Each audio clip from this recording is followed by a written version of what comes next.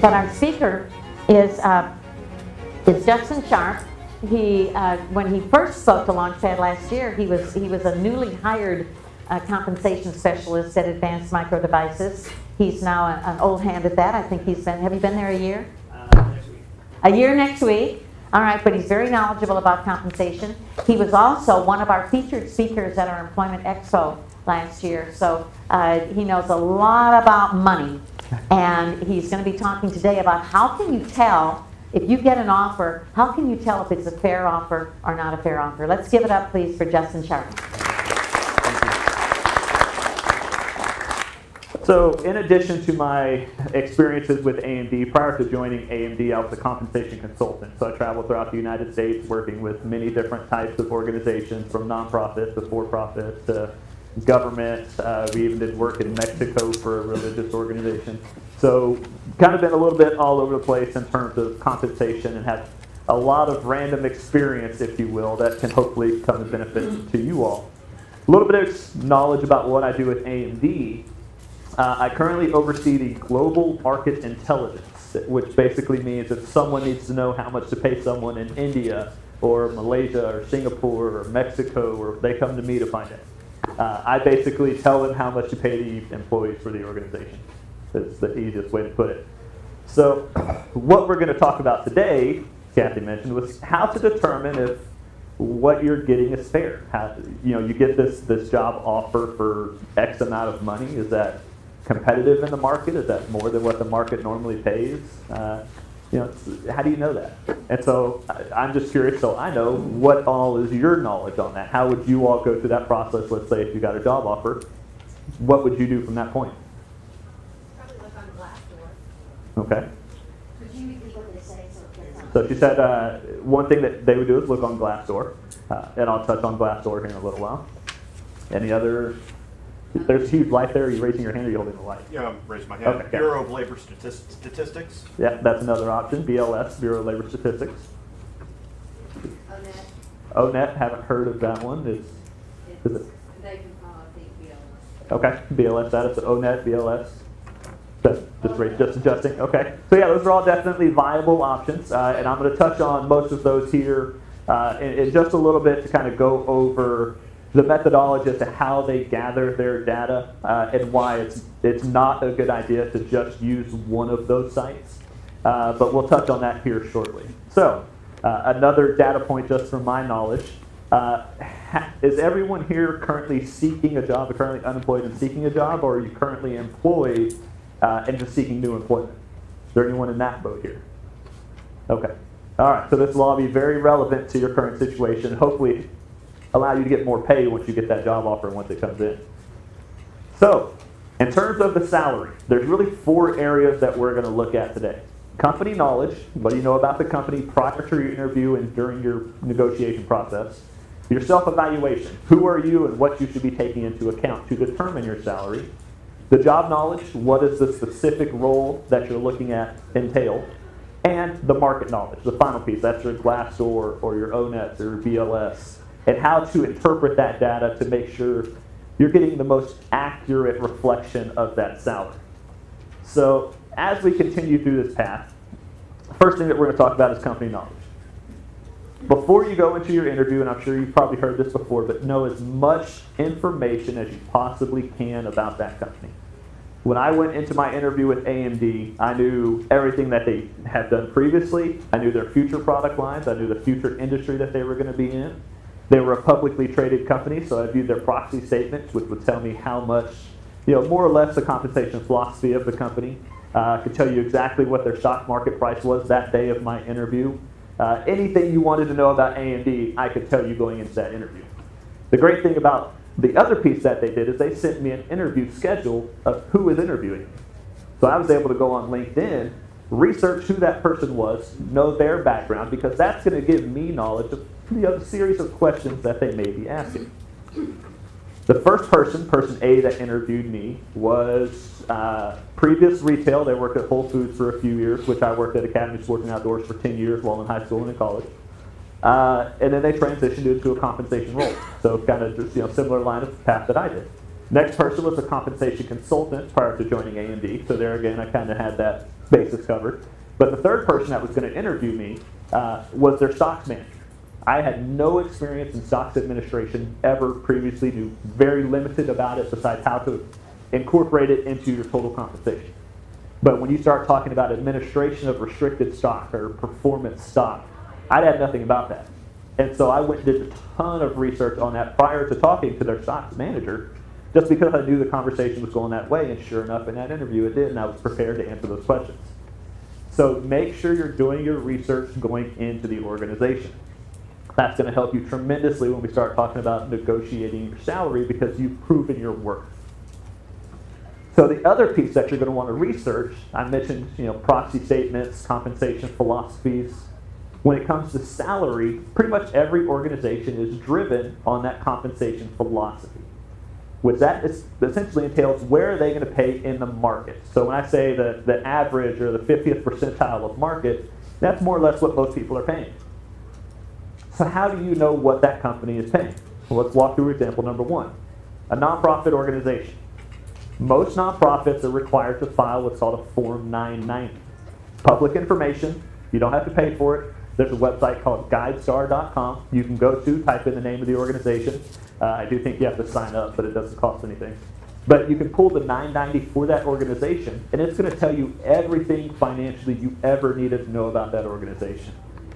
Revenue, expenses, lobbying expenses, who gives them the grant, how much the grant is, everything you want to know. But the most important piece that it's going to tell you for compensation purposes essentially is the current officers, directors, trustees, and key employees, and exactly what their compensation structure looks like.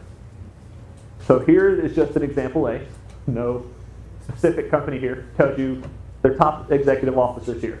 CEOs, I think there's a VP of HR. Oftentimes you'll see a CFO. Positions similar to that on there. So if you get an offer from company or nonprofit A, go look up their GuideStar Form 990. It's going to tell you more or less what that company pays. And it doesn't give you a lot of market data. But then what you can do, and one of the good features that GuideStar has, is they will give you similar companies to compare the data to. So then you can go look at nonprofit B in a similar field, a similar function, and how does company A compensation compare to company B's compensation, or company C's compensation? It's going to tell you kind of where they are in ballpark to their competitors. Do they pay more? Do they pay less? So that gives you an idea of what type of salary to expect from that nonprofit when you're looking at that nonprofit organization. If they're lowest out of any of the comparatives that you do, you can expect a low compensation when they come to you and offer you a job offer. So you're not going to be, you're going to be lagging the market is what they call it. You're going to be in that lower end of the market when it comes to compensation. And so it gives you an idea of what to expect. Example number 2, and I'm going to reference AMD specifically here. If you go online, just search AMD 2016 proxy statement, or any other publicly traded company that has stock options that you see on the stock market, just look that up. Within that document, now I'm going to warn you, AMD's is over 200 pages long, so you have to do a little bit of research, a little bit of reading, and a little bit of digging. But within that statement, it specifically states that AMD is going to pay between the 50th and 75th percentile of the competitive market. Now, another caveat is this also is alluding specifically to executive compensation, but in general rule is that principle is going to apply throughout the rest of the organization. It's, we typically don't have specific executive compensation, so we're going to attract the best executives, but then we're not going to pay anybody else anything. That's going to give you a general principle, again, when we start talking about market data towards the end, of what type of compensation you can expect from the organization. So here's the exact proxy statement. You'll see that we have a section in there that's specifically titled Competitive Compensation. You can read it all, but the key part is it says we pay between the 50th and 75th percentile of the competitive market. Feel free to interrupt me, by the way, if you guys have any questions. What's the website you reference to go Here. Guidestar.com. GUIDESTAR.com. There's other ones out there that you can reference. This is the most user-friendly and complete database that I found. And so that's the one I would recommend using, but Guidestar.com. Typically, your proxy statements are just found on the company's or on the website. For example, if you go to A&D, we have a financial section. You can find it on there. Do you have questions, so to say? Yes, please. On the data that is published, such as this, is it regulated by the SEC, SEC, DOL to make sure that it's correct? Correct. Yeah, we do have to submit this to. That's not my realm, so I don't know the exact agency, but we do have to submit it to a government agency, and then actually every year there's a non-government agency that will come back and rate the quality of our stock, basically. How many shares do we have out versus how many shares do we have available? Company future, what does that look like, and take all that into account. But yes, we do submit it to a specific agency that regulates it all. Any other questions before we jump forward? Executive pay is going to be really tough. I mean, AMD goes against Intel, which is probably going to, and a couple others that are going to pay really high. Right. It also goes against, small non-fab chip companies like that are probably going to have their execs paid. I don't know, when I was in software, they were paid between $200,000 base salary. So you got a huge range. But then when you look at mid-level managers and individual contributors, that range is much, much smaller. I mean, principal may make sense. So when you're talking about the 50th or 75th percentile, such as our statement, is different than what you're saying is executives make 200, 300, 400, 500,000. So the way that, for example, AMD would determine the data is we're saying that we're going to pay in the 50th to 75th percentile. So when I go and I look at the market, when I'm creating a pay structure, I'm going to set that target at a specific percentile of the market. Then we have our range spread. So typical range spread for an organization is anywhere from 50, 60, 70, 80%, depending on the organization and your philosophy. But so you'll take that range spread, minus 30% plus 30% is your range spread. That's not mentioned in here. So when I say, okay, you've applied for a job, I see we'll go over all the things that are taken into account, but these are all the factors that come into play with your compensation. Where does that fall within the 50th to 75th percentile of the market data for the job you've applied for? Is it competitive for our internal value? Is it competitive to the peers in that role? And can we justify that pay if we were to bring you in at this 55th percentile of the market? And so the 50th to 75th percentile can go across all bands of the organization. Now you might see differences in some organizations. Some organizations will use a smaller spread. So they'll pay a 40% spread to your lower level employees up to an 80% spread to your higher level employees to be able to allow a higher or lower compensation for your executives. I've seen base pay for executives anywhere from $300,000 to over $1 million, depending on the organization. So depends on what the company can offer, what their financial situation is. Talking target compensation, so people at Intel is walking out with way more. Right. Right. Yeah. This is. They're going to have options for forgivable loans on houses, Right. moving expense, all kinds of things. Right. I'm just saying it's tough to extrapolate because executive pay. I work in compensation, mainly variable compensation. Sure. Executive pay is vastly different, so it's just tough. I'm not saying you can't extrapolate. It's a great guide. I'm asking how because there's a lot of difference. Well, here towards the end of the presentation, we'll go over kind of how to apply all of this knowledge and the data and how you can apply it to your specific role. But you're right, in terms of the executive compensation, total compensation packages, tons of variance. We're not even discussing total compensation here. This is all base pay, your initial salary offer. How is that competitive? But I agree, executives can have crazy packages. I've seen them all. Next one, we're going to talk about government entities. Most of the time, you'll be able to find something on their website in regards to their compensation philosophy. Oftentimes, you'll even be able to find the salary structures on the organizations in regards to what specifically your job may pay. So here's one that I found from the Department of Human Services. Specifically references that they pay above the minimum of the established pay grade. So again, they pay above the minimum. That's not target. That's not what your average salary is. They pay above the minimum of the salary. So you have to be careful on how you read that data because they're trying to sell it in a good light. Hey, they pay above the minimum. Yes. If you meet those certain qualifications, yes. And there's a whole other page on the qualifications. I didn't include that. But what this says to me is that this company is not going to pay competitively against the market. So there again, I can expect if I get a job offer from this company that's going to be lagging the market when it comes to compensation. All different things to take into consideration when you're looking at a specific employer. Private organization data, hit or miss, you're probably not going to find a whole lot of data out there on the private organizations. That's where some of these compensation surveys and your specific competencies and skills will come into play later on to determine if it's fair. But you're typically not going to see a whole lot of data when it comes to just private organizations. It's typically not there. It's not something they publish unless that's one of their recruitment tools is their compensation. But typically it's just not there. So good luck to you. Justin? Yes, ma'am. You said that's frequently on the company website? For government entities, you can typically just go and search whatever the entity is, compensation philosophy. Like if you would search TCEQ compensation philosophy, you could probably find something on it on their website. Pretty much every job I've looked at on the state side, for example, will have a salary. Right. Yeah, they'll tell you your target salary, but then they'll give you like a range, how much they want to pay you per pay period. Like you say, they'll label it. Yep. Typically with those applications, you'll see the job range of how much they're going to pay you per pay period or yearly, and so that's a good metric to go by. That's what they say is in their structure, and you can use that as how does that relate to the market. So we'll go over all that.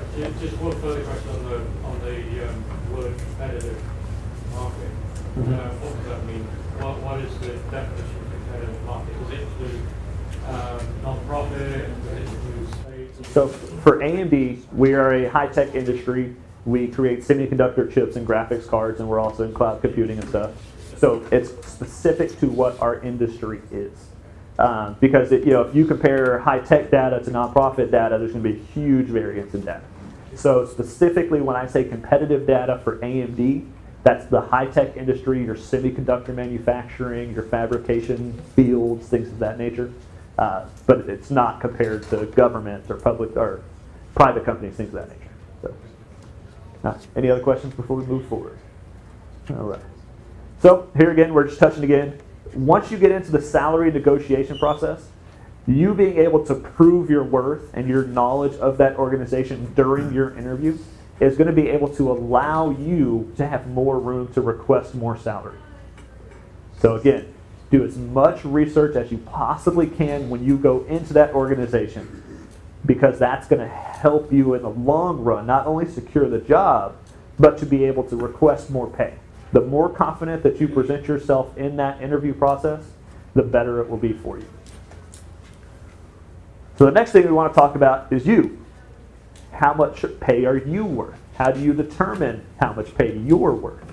There's a lot of different things that you can take into account on that, whether it's years of experience in the current role, your education, your certifications, your previous performance and how you kind of sold that during your interview if you want to try and push that angle.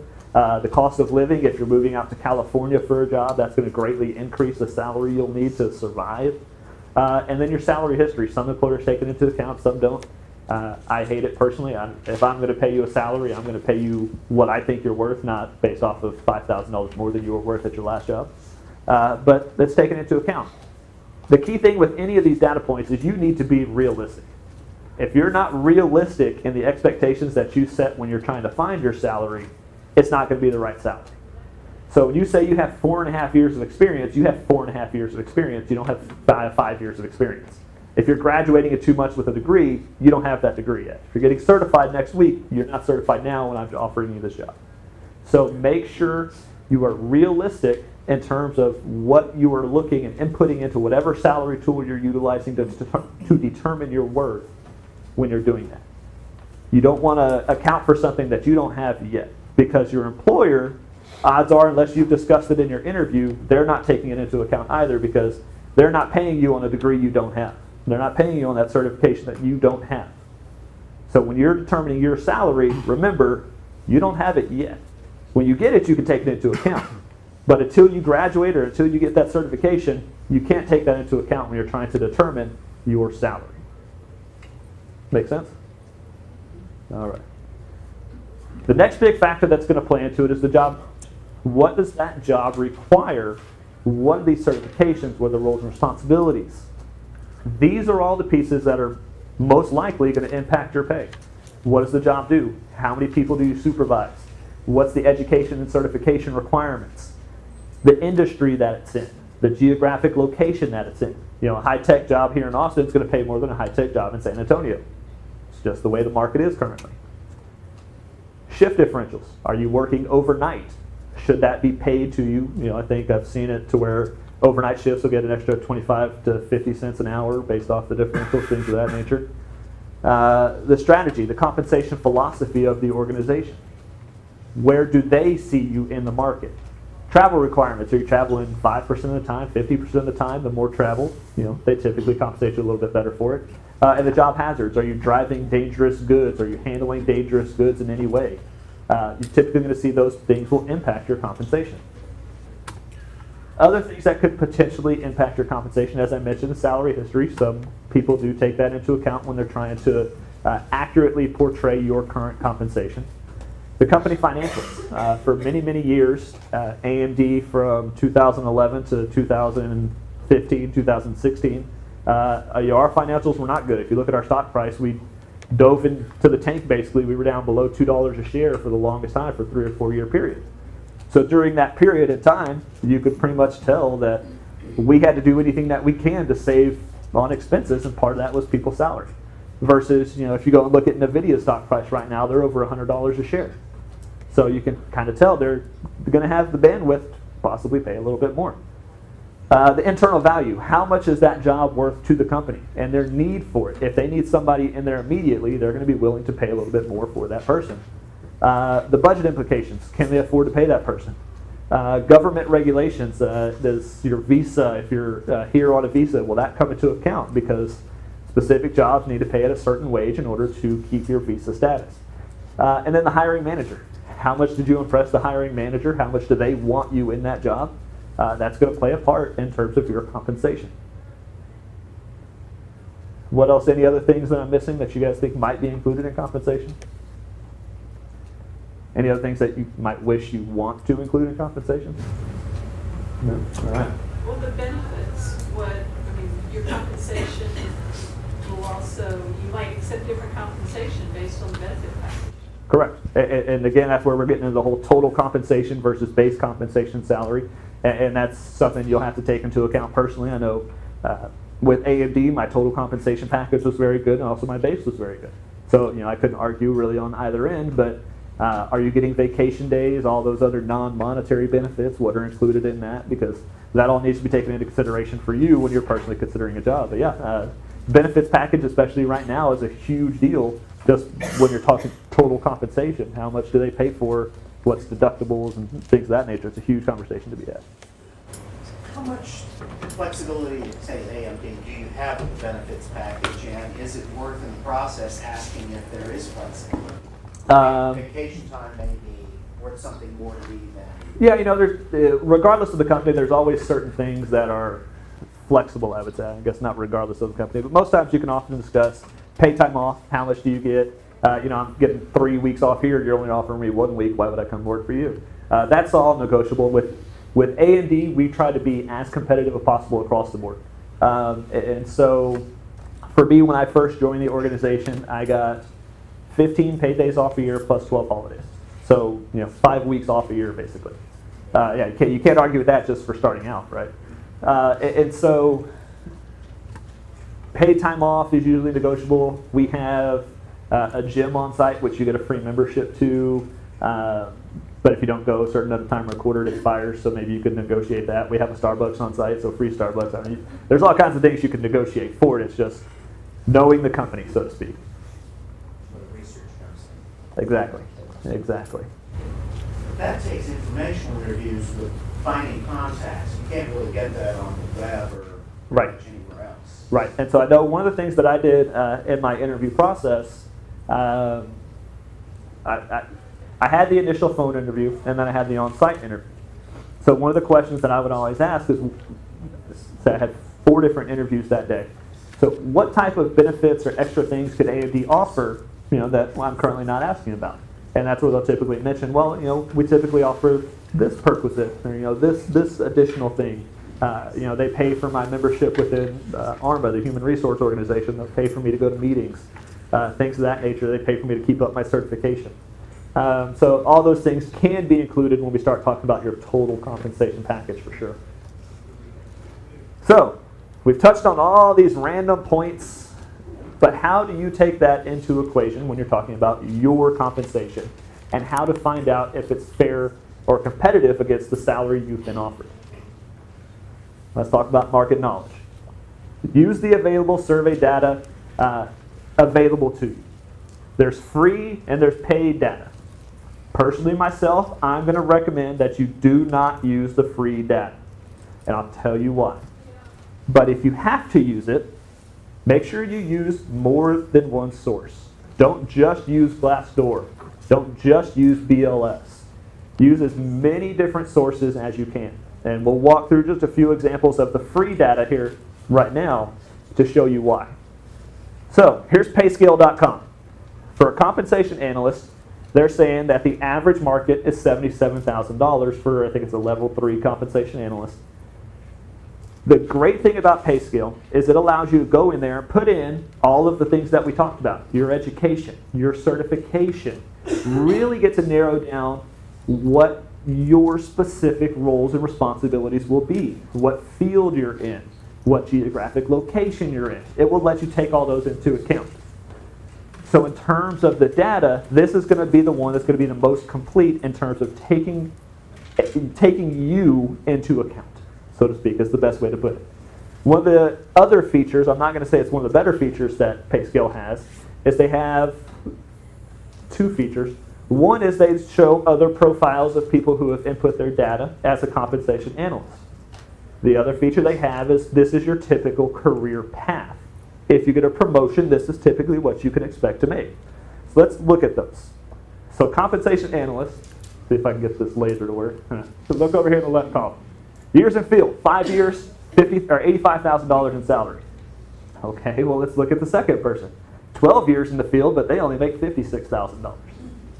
The bad thing about typical data like this is it's not really regulated. It's all free data. Anyone can go onto the site and put it into the website. So you'll get someone with 7 less years experience making $30,000 more, and that's all taken into account when you're looking at that $77,000 annual. The other funny thing about this one is if you look at your promotion path. Senior compensation analyst, median salary $65,999. You get a promotion, you're going to make $11,000 or less. Congratulations. $77,000, $66,000. So you have to be very careful when you're looking at this. You have to make sure you're looking at every little bitty detail on it because there's going to be some variances. One of the things you'll see here, if you look in the bottom left corner, you'll see 45 total people have reported their data here. Very small sample size for a job like this. So let's look at salary.com. Salary.com, if you guys can see that, $80,000 to $85,000 projected salary. The bad thing about PayScale, the free version of this, is you can put in your job title and your location. You can't put in how many number of employees this organization has, where the type of business. So I couldn't select high tech, so it's taking into account all those nonprofits that are going to pay lower than the high tech field.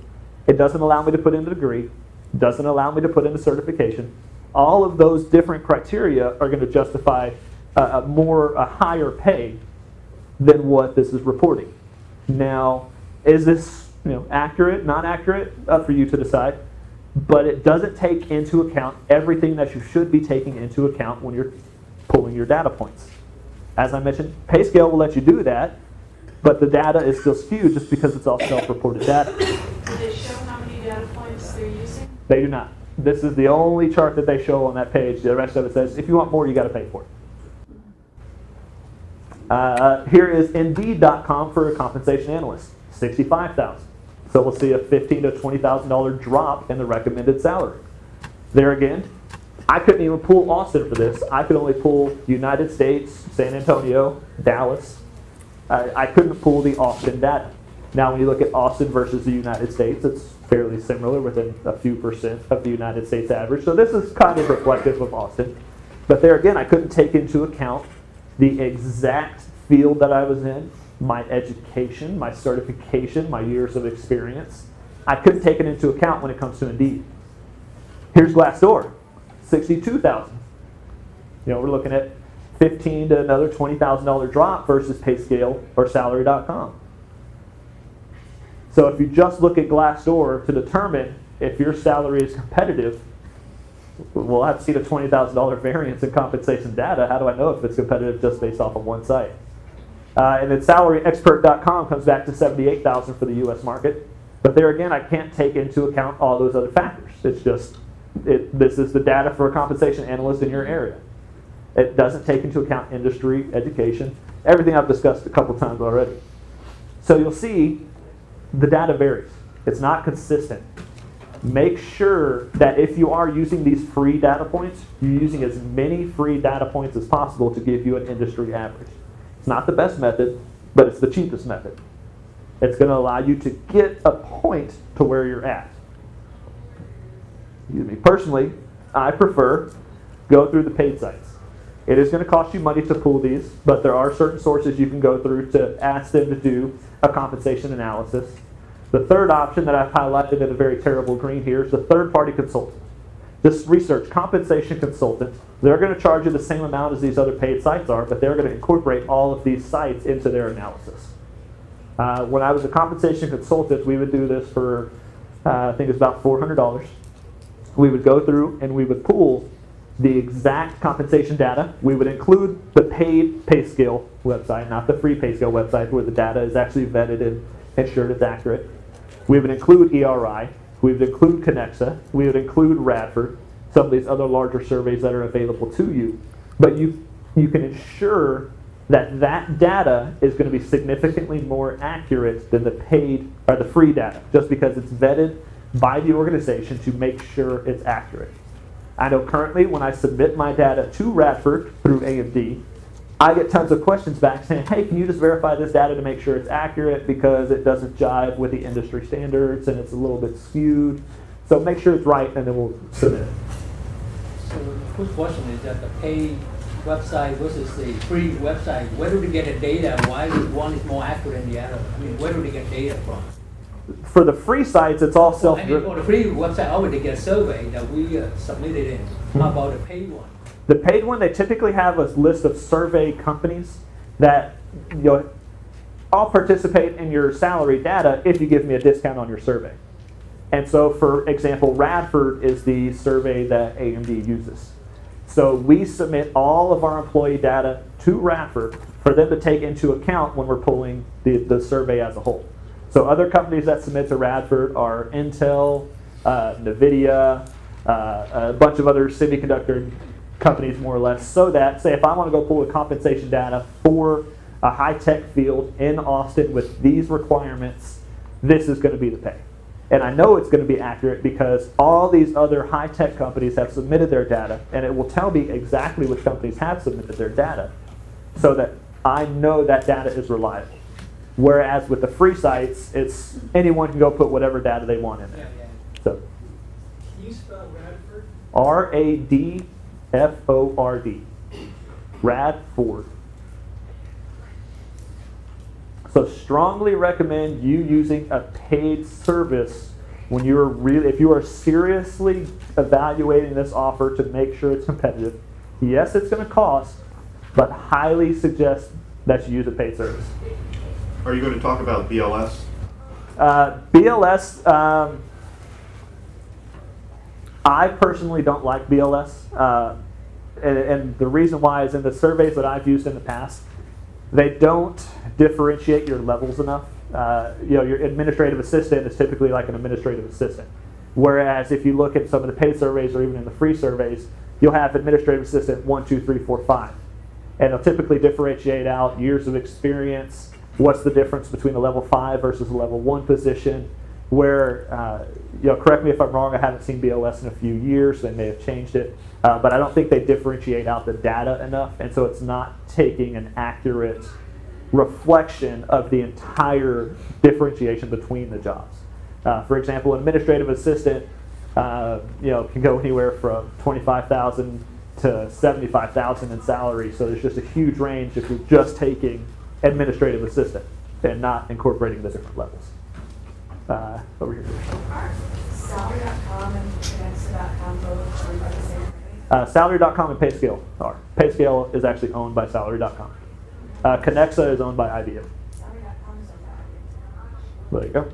They have different data points, I can tell you that. I know typically when you're looking at PayScale and Salary.com, they're more geared, from speaking with the PayScale rep many years ago, PayScale specifically is geared more towards nonprofit government agencies, where Connexa is not. And so I don't know their methodology behind gathering the data, but I know PayScale and Salary.com are owned by the same. So it would make sense that if IBM owns Connexa at Salary.com, that Salary.com also owns PayScale. It's all intertwined somehow or another. But yes. Could Launchpad subscribe to Radford and all of our members could tap into it? It cost us about $45,000, but yes. Sure, go ahead. And what did you just say when you said, I think you should do the paid? Well, that's different than the access to the entire survey. That is something where you would specifically contact Radford and say, I would like to have this, this analysis done for for this us. particular thing. And so you may be able to contact them and work out a contract that says we want our Radford to be, our individuals to come into your access and pull your data, or pull the data for the job. That is something they might do, but I would venture to guess specifically with Radford, it's going to be upward of $15,000 to do that. Yeah, I think personally the most diverse website that I've seen in salary that I've seen is through ERI. Radford is typically geared more towards high-tech companies, whereas the ERI is geared towards a very well-rounded company base, and you can go in and pull your specific industries that you want. So if you want high-tech or if you want manufacturing, whatever it is, you can go in there and actually pull that data. And it's much more reflective of the market as a whole in terms of, Connexa usually comes back high, PayScale comes back low, whereas the ERI is kind of right in that fine line in the middle. So if you already say this, that the differences between the paid and the free, you didn't know exactly where they got their data sources from? It could be using the same distributed. What do you know between the free and the So for the free data, it's typically anyone can go submit whatever they want. It's not vetted, it's not authorized. For the most part, there might be one or two that if I submit a salary of $5, they probably won't include it in there. Whereas the paid data is, for us, we specifically have someone assigned to go through our data to make sure that any anomalies that kind of stick out are called out to us so that we verify that data is accurate. And so it's just a much more reliable data point, whereas the free data, like I said, who knows what you're going to get. And so if you're using the free data, make sure you take as many sources as possible to get a real reflection of what that salary should be. Any other questions? My experience with free sources is that it tends to come back low because it lumps everything in, including nonprofits, people who exaggerate what they do. And the real high earners typically don't go on and share very much. Exactly. So I use it as maybe a baseline, maybe. Yeah.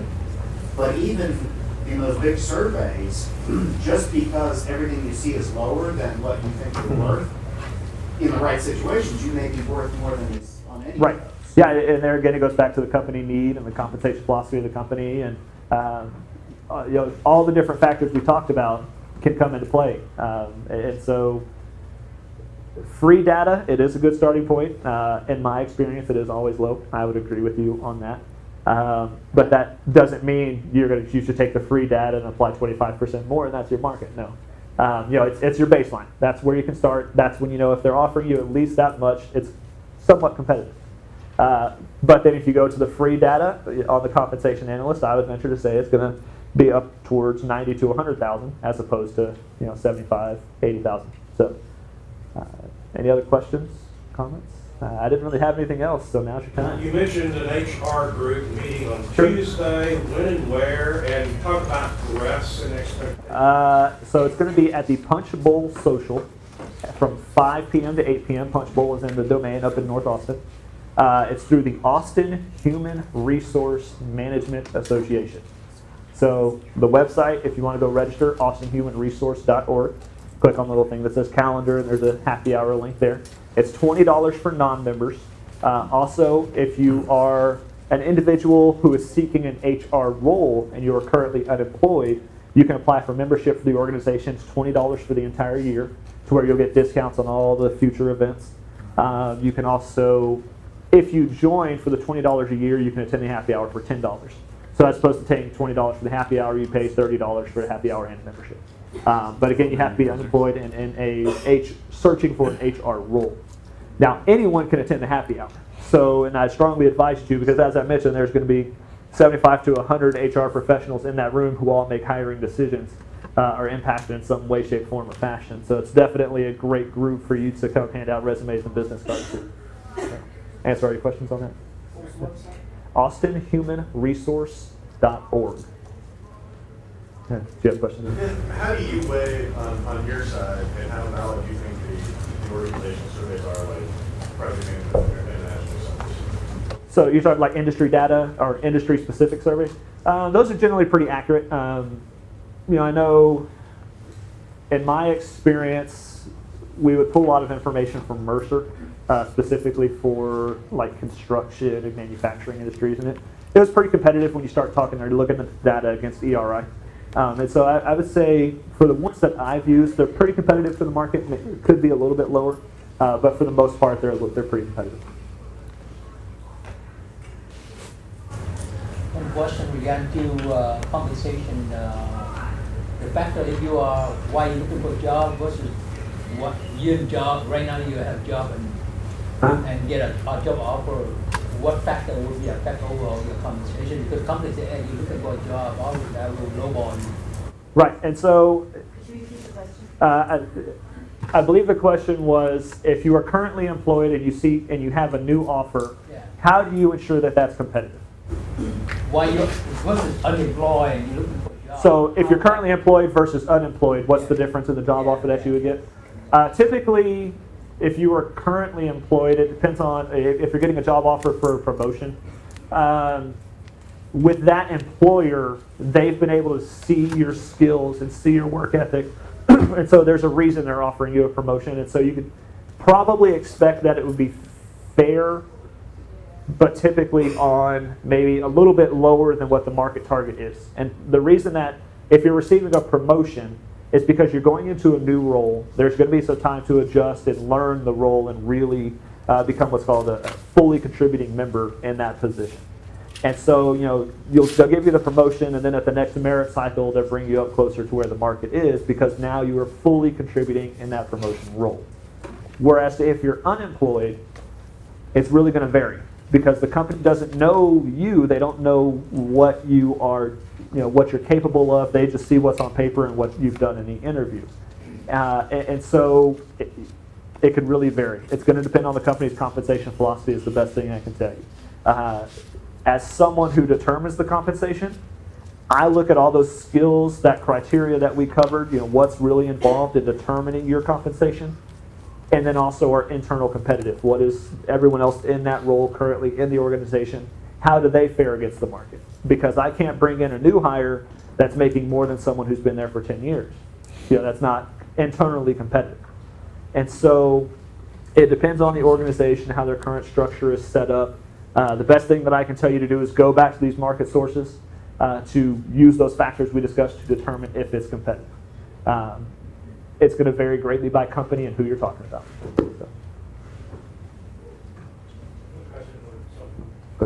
So in determining a range or compensation for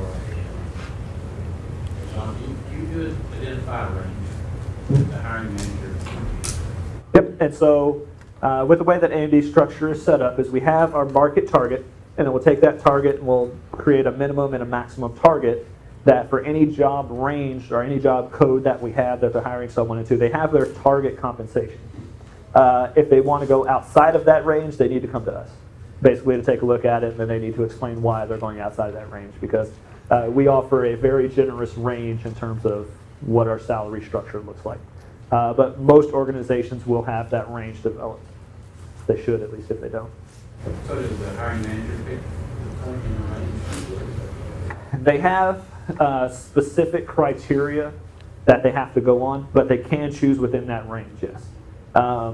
Now, one of the things that we do every year as compensation is we look at everyone's compensation through the entire company to make sure that it's competitive, that it makes sense. We're not having someone who's been there for 12 years paid less than a new hire. And so there are certain adjustments that we do have to make on a year-on-year basis, but the hiring manager typically has the discretion to offer compensation within certain parameters. You mentioned, obviously, looking at your own skill sets, doing that evaluation and being rigorous about it, basically, being practical. Now, I mean, one of the logical things is it's okay to look into the experience, but things tail off over time. So what's the time period that you should eliminate your experience or break it down? To me, it's more of where you get kind of tricky. They always say in compensation there's science and there's art to it. And that's really where the interview process comes in and how confident you are that someone can still do those skills even if they've been out of the workforce for 2 years, 3 years, 4 years, whatever it may be, or if they haven't been in that role for X many years. There's not really a set time. It's can you still demonstrate your efficiencies with those skills? And so in the interview, that's on the interviewer to pinpoint you and say specifically on those skills, can you do this? Demonstrate to me that you can, or tell me how you would do it.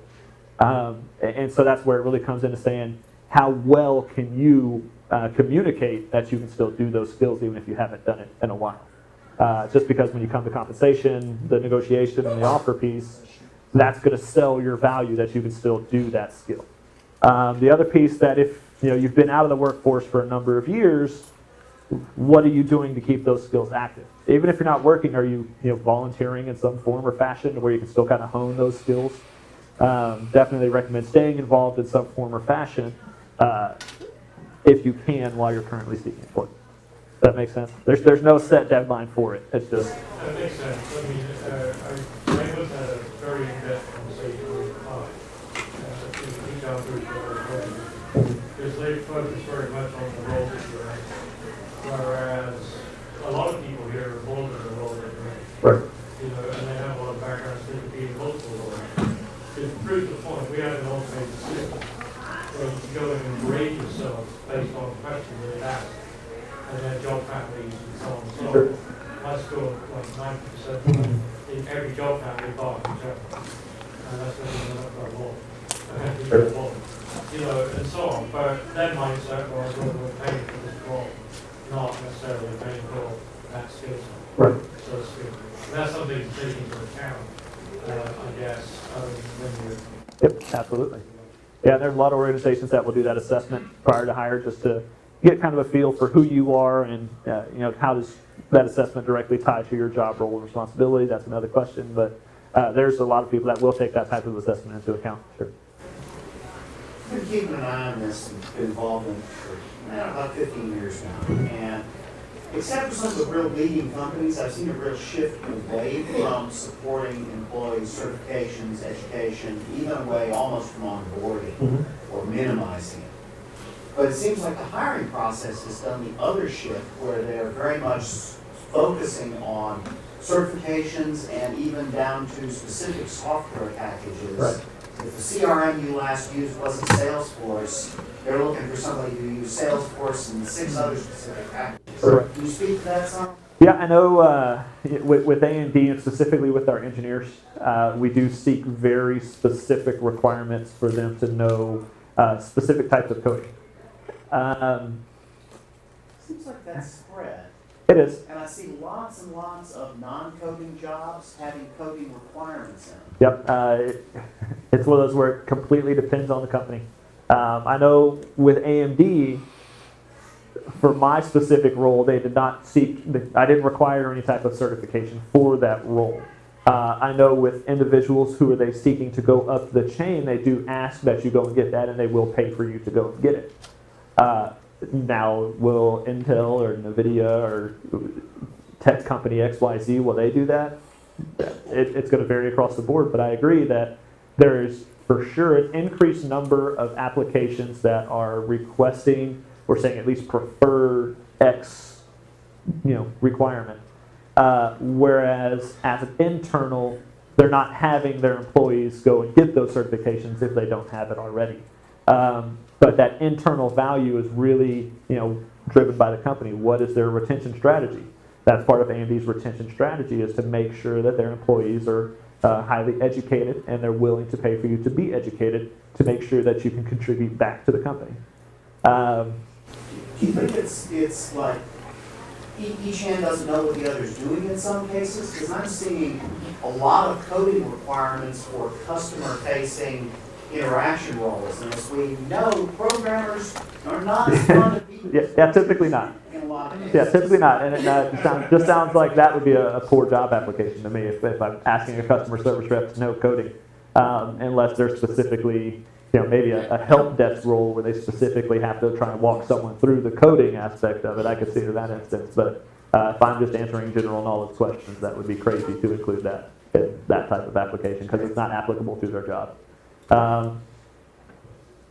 In general, I would say there's definitely an increase in the requirement for certifications, but not, if the company is going to send you to go and get certified, that's a whole other ballpark. That's up to their retention strategy on the inside. But hopefully, not too many companies are offering coding for customer service reps. That's crazy. I think I saw you first. I don't know who else is up, but go ahead. So the AMD's stock is going up and they've got new products that are hot. We do. Does that mean, you're not a recruiter, but does that mean that you're going to be hiring, they're hiring in Austin? So one of the challenges that we're currently trying to overcome is coming out of a company recession, is the best way to put it. We changed CEOs about 2 years ago. So now we have Dr. Lisa Su as our CEO. Who she has completely changed the company landscape. She was just named one of the top 50 leading women CEOs, or some highly claimed award. So we're shifting mindsets from getting out of that recession and trying to be equitable in terms of all of our hiring and expenses to high growth. And so we're definitely seeking, I know some of the jobs that we're hiring like crazy right now, like wildfire, are engineers, just because we wanted engineers to come and create our product and design all of our product. But then also the back-end support. So we have our HR business partners that support all the business units. We're hiring a lot of those right now in Austin. Yes, we're hiring a lot all over the world. So AMD.com, there's a little thing that says careers. Go and click on it. Highly suggest you do. If you do, let me know, and I'll make sure someone looks at your application. I don't guarantee an interview or anything like that, but someone will look at it for you. I think I saw a few other questions first over here. I'll get to you in just a second. So when he was asking about knowing one thing versus the other, he had specifically said Salesforce.com is a CRM, but then you went into the coding discussion versus maybe somebody who should or CRM and now they're asking for Salesforce. What do you think the viewpoint is on that? I happen to be in the viewpoint of CRM as a CRM, and if you're good at coding software, it's pretty easy to move from one to the other. I agree, and it kind of depends on the company need. What do they need in that position that they're hiring? Do they need someone that's CRM knowledgeable? Do they need someone that's the other programming knowledgeable? And how quickly do they need that person to make an impact? If I have time to train you on software and it's not a dire need, we're just looking for additional support, then it's not as big of an issue in terms of hiring. But with software technology, there's always changes and adaptations to it constantly. Even if it is the same program, they're always changing the program somehow or another. Most of the programs are so highly customized for a big company anyway. Right. They can look completely different. Right. Yeah. And so for me personally, I don't see it as a huge issue as long as you have just a basic knowledge of that program that we're asking for. But there again, that's going to completely determine how much of an impact do they need that person to make immediately. But one program to another, regardless of the programs, you generally know the program knowledge just because it's all kind of driving at the same point. For AMD, it's creating a computer chip. Regardless of the program that you're doing, you're still creating a computer chip. So, yeah, I agree that they should be transferable, but it depends on the company as well. So I'm probably fall in the same position as a lot of other people. I'm a certified PMP, but I don't have that many years of experience. I'm applying at larger companies like Dell and all these others, as well as small startups. I'm applying for various positions like project manager and junior and associate project manager, project coordinator. My question is, when I go on these websites that have the templates that force you to put in a salary requirement, I've been told, because I'm very open to negotiation. I'm not desperate for a job yet, but I'm willing to take less, so I know what I'm worth. So I've been told to put in 0000 or 9999, and but they force you to put in a number. Right. Am I better off doing that, or am I just gonna piss off somebody in HR, or should I just take a chance and put in something? But I don't want to lowball myself, but I feel like I'm getting kicked out of a lot of these jobs because they're looking for that specific salary range, Right. and I may not know it necessarily. So you're going to hate this answer, but it depends. For me, I could care less what your salary requirement is. I could care less what your previous salaries were. I'm going to pay you competitively to the market no matter what.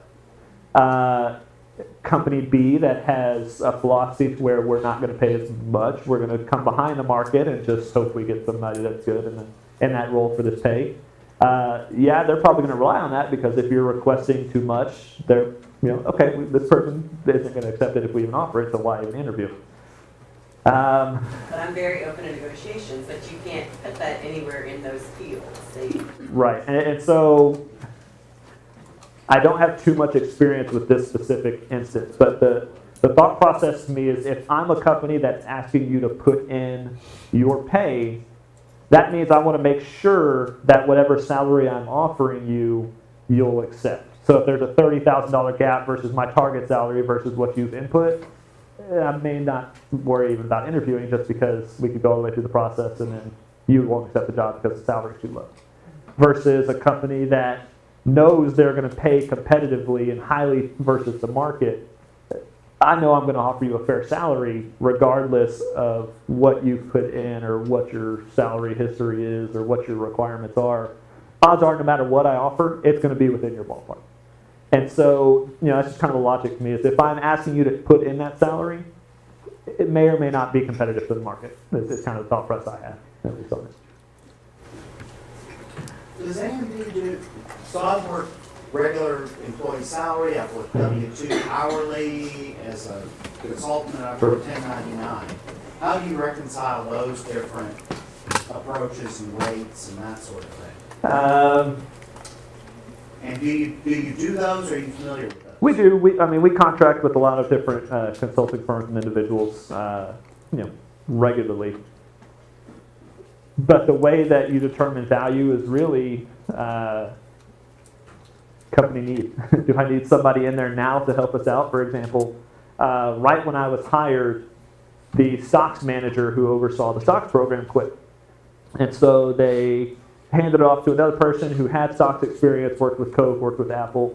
But for years, kind of speaking back to your point, it wasn't her main focus. So she got back into it, started working it, but then her support person quit. And so she was pretty much by herself handling all the stocks, and so they, contracted with an organization to come in and help us out.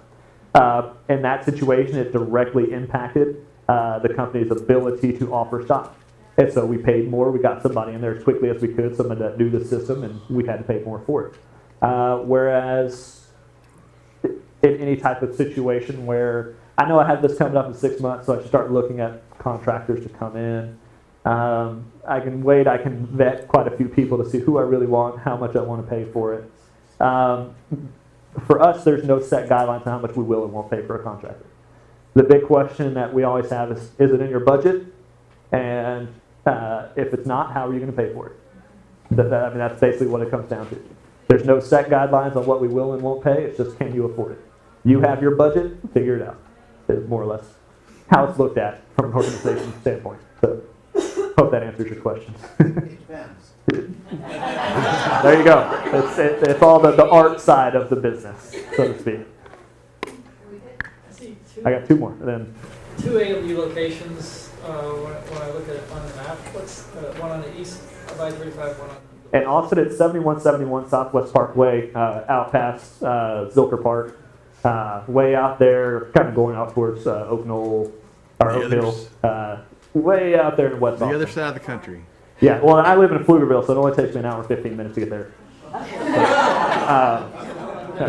on the east side is not, Old location, maybe? They're listed, the countries now, they're listing that as still in sometimes on Google. Yeah, that's not us. Yeah, we have all of our operations are there at the site, 7171 South Oak Parkway. Last question. Yeah, I have a follow-up question from her, is that, if I'm not put a number in, if they put 0099, whatever, in the application on my salary history, this company say, hey, I'm not looking at his education, but he's not disclosed what I'm asking for. Is that also penalize me for doing that? Say that last part one more time. Will the company or recruiter say, hey, since I'm not seeing the salary disclosed, I'm not going to look his application all right? And would I be penalized? Will they throw his application out for putting the 999 or 000 on that salary?